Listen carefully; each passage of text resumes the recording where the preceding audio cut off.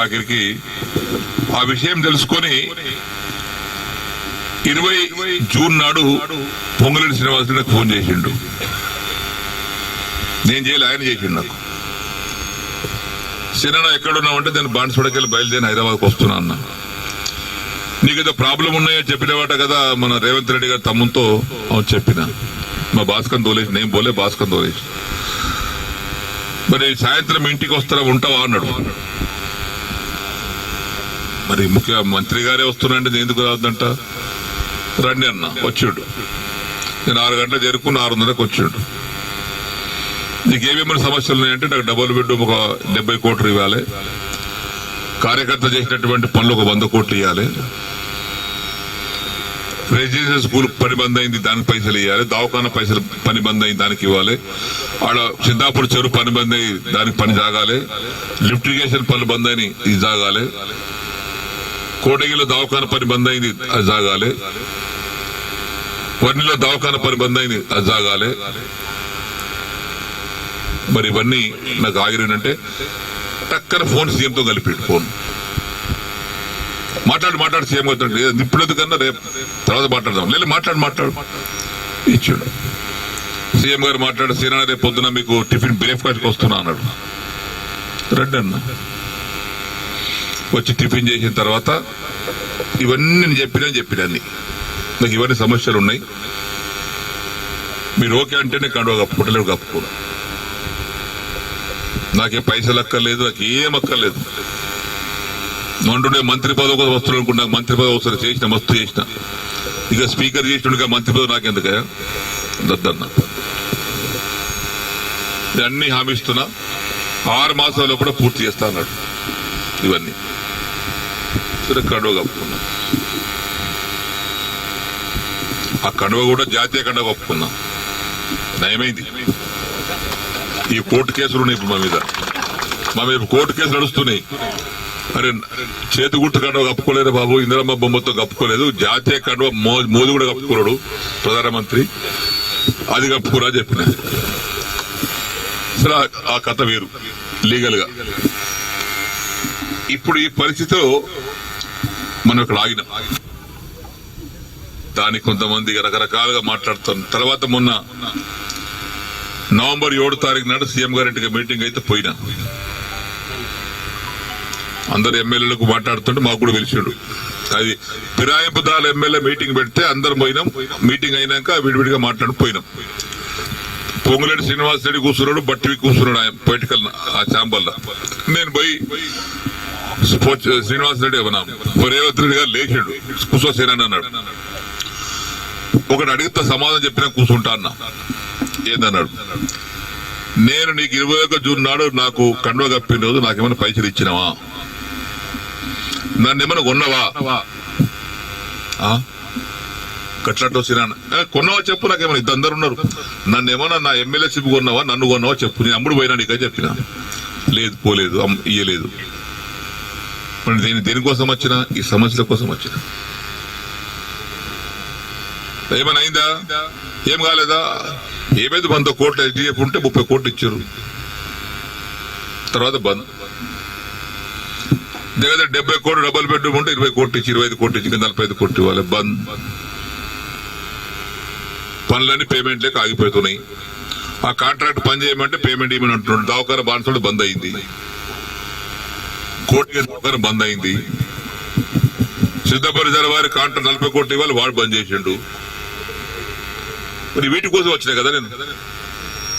లేదా బట్టి గారు చిన్న దగ్గరికి ఇలా లిస్ట్ మొత్తం తీసుకోండి, ఆ లిస్టు తీసుకొని 2 సార్లు ఇచ్చేయండి, ఒకసారి కాదు కానీ. ఇక పొంగులేటి గారు ఆ లిస్ట్ తీసుకోండి, 2 సార్లు మీరు ఇచ్చేయండి. ఇచ్చిన తెల్లారి ఫోన్ చేస్తే బట్టి లేవట్టాడు, పొంగులేటి లేవట్టాడు. ఏమని చెప్పుకోను నేను. ఇక మళ్ళీ అసెంబ్లీ జరుగుతుంది. జనవరి 4 తారీఖు నాడు ఆ ఛాంబర్ తీసుకుపోయి లోపల తీసుకుపోయి మీరు చెప్పారు కానీ బట్టి ఇవ్వలేదు, పొంగులేటి ఇవ్వలేదు, నాకు రూపాయి ఇవ్వలేదు. రూపాయి ఇవ్వలేదా, ఇవ్వలేదు. వేమ నరేందర్ రెడ్డి గారు బయట పిలిచాడు. వేమన్నా సినాన్న బాధపడుతున్నాడు, అది ఇంకా పేమెంట్ కాలేదట, నువ్వన్నా మార్చిలో కూడా 3 విడతలు ఇప్పి.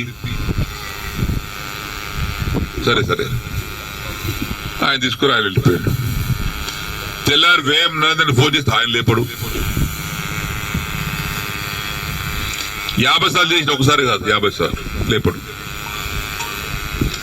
మళ్ళా మొన్న మార్చి అసెంబ్లీలో జరుగుతుంటే మళ్ళా పోయారు ఛాంబర్. మన అసెంబ్లీలో కూర్చునే సీటు డబుల్ ఉంటుంది అయింది.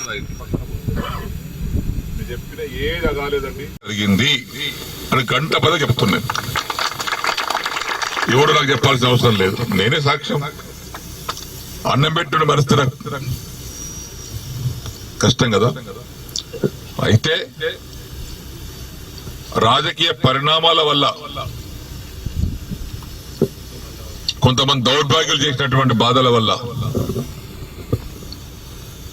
నేను కొంత నిర్ణయం తీసుకొని మారాల్సి వచ్చింది. ఉదాహరణకు నేను ఎమ్మెల్యే సేవలాల్ మహారాజు జయంతి జరుపుతారు ప్రతి సంవత్సరం. ఎమ్మెల్యేగా నేను పోయి భోగి బండారు ముట్టియాలి. నేను ప్రోటోకాల్ అది.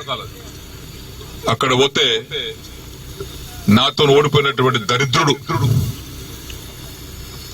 50 మంది తీసుకొచ్చుకొని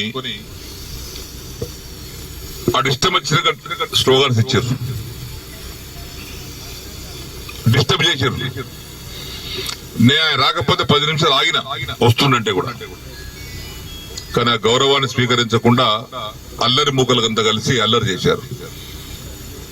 నేను బద్యనాయక్ వేదిక ఉంటే బద్యనాయక్ మైక్ పడేసి నడు సార్ ఇలా బుద్ధి రాదని చెప్పి వెళ్ళిపోయారు.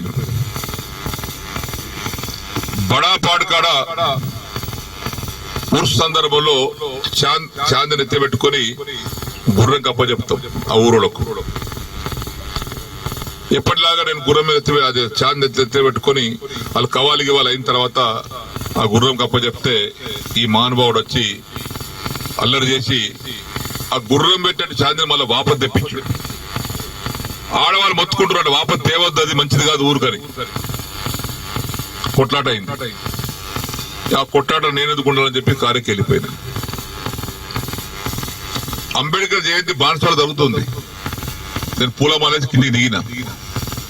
ఓ 20 మంది ఎంబడేసుకొచ్చి నేను మైక్ తో ప్రెస్ తో మాట్లాడుతున్నా. ప్రెస్ తో మాట్లాడేయకుండా చౌకాడు వచ్చి అల్లరి చేస్తున్నారు. ఇక్కడ పక్కకు డిస్టర్బ్ చేస్తున్నారు ప్రెస్ తో మాట్లాడేయకుండా. ఏంది పిచ్చిలేసిందా వీనికి అనుకుని నాకు బాధ కలిగింది. కోనాపూర్ రెసిడెన్షియల్ స్కూల్ 12 కోట్ల రూపాయలతో కేసీఆర్ శాంక్షన్ ఇస్తే ఆ ల్యాండ్ లేకపోతే భూమి దొరకకపోతే దళితుల భూమి ఉంటే నేను 20 లక్షలు పెట్టి భూమి కొన్నా. ఆ భూమిని నగదు ఇచ్చి ఆర్డీఓను తహసీల్దార్ పిలిపించి నగదు 20 లక్షల రూపాయలు లబ్ధిదారులకు ఇచ్చి వాళ్ళతోని రాసుకొని రిజిస్టర్ చేసుకొని 7 జూన్ నాడు రాసుకున్నాం. 8 జూన్ నాడు నేను భూమి పూజ చేస్తాను పోయినా. భూమి పూజ చేసిన హైదరాబాద్ రామోజీరావు చనిపోతే హైదరాబాద్ వెళ్ళిపోయినా. పోయి అతిథులు అయిన తర్వాత ఇంటికి వచ్చి స్నానం చేసి తింటున్నా. ఒక అధికారి ఫోన్ చేసిండు ఏడ్చుకుంటా. ఎవరైనా మీరు ఏడుస్తుంది ఎందుకంటే, సార్ నేను పలానా డిప్యూటీని, నిన్న మీ ఎంబడి వచ్చి శంకుస్థాపన భూమి పూజ చేసిన రవీందర్ రెడ్డి గారి ఇంటికి పిలిపించి నన్ను ఇష్టం వచ్చిన తిట్టిండు, బండబూతులు తిట్టిండు. నువ్వు ఎమ్మెల్యే మన ఎందుకు పోయినావు, నాకు అడిగి పోవాలి కదా. లేదు సార్ ప్రోటోకాల్ ప్రకారంగా పోవాల్సి వస్తుంది సార్. నేను లేదు, నాకు అడిగేదాకా పోతా వీల్లేదు, నువ్వు అడిగిపోవాలి. ఆ కాంట్రాక్ట్ పిలిపి పని బంద్ చేసి ఇక్కడ నుంచి పీకుర్రి. ఆ కాంట్రాక్ట్ పిలిపిస్తే వాడు భయపెట్టించి మొత్తం తట్టబడి వరకు వెళ్ళిపోయి అని చెప్పాడు. నేను వస్తున్నా రేపు ఆడ కూర్చుండి కూర్చేసుకొని పని చేపిస్తా, ఏ నా కొడుకో చూస్తా అని చెప్పి వాళ్ళు ధైర్యం చెప్పిన. అట్లా చేసేట్లు. డబుల్ బెడ్రూమ్ పిలిచి నేను పొంగులేడికి అడిగితే ఇస్తానాడు. 2 సార్లు ఫోన్ చేసి ఇస్తాను. 3ఓసారి ఫోన్ చేస్తే నేను ఢిల్లీలో ఉన్నా, హైదరాబాద్ వచ్చి మాట్లాడుతున్నాడు. హైదరాబాద్ వచ్చినా మాట్లాడే ఏంటంటే రవీందర్ రెడ్డి ఓడిపోయాడు కదా, ఆయన ఇదేదని చెప్తున్నాడు. అందుకే ఆపేసిన.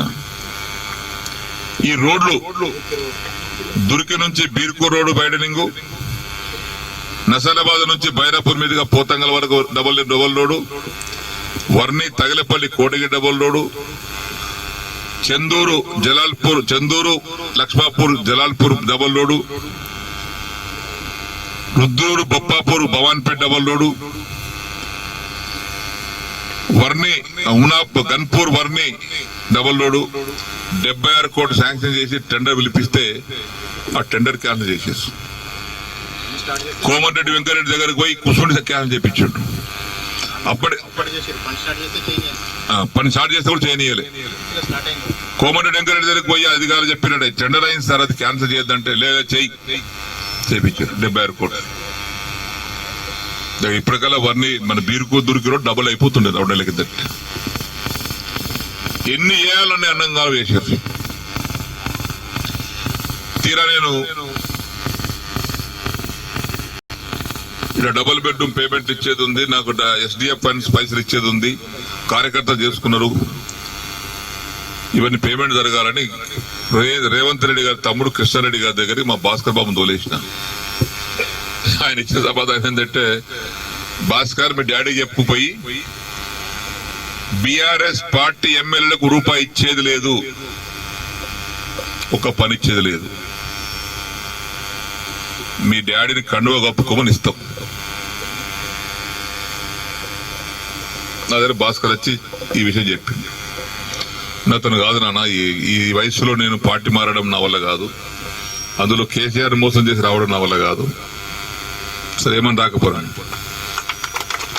నెల ఆగిన బాన్స్వాడకు వస్తే కార్యకర్తలు చేసుకున్నటువంటి పనులకు బిల్లు కోసం రావడం, డబల్ బెడ్ కట్టుకున్నటువంటి మహిళలు గుంపులుగా రావడం,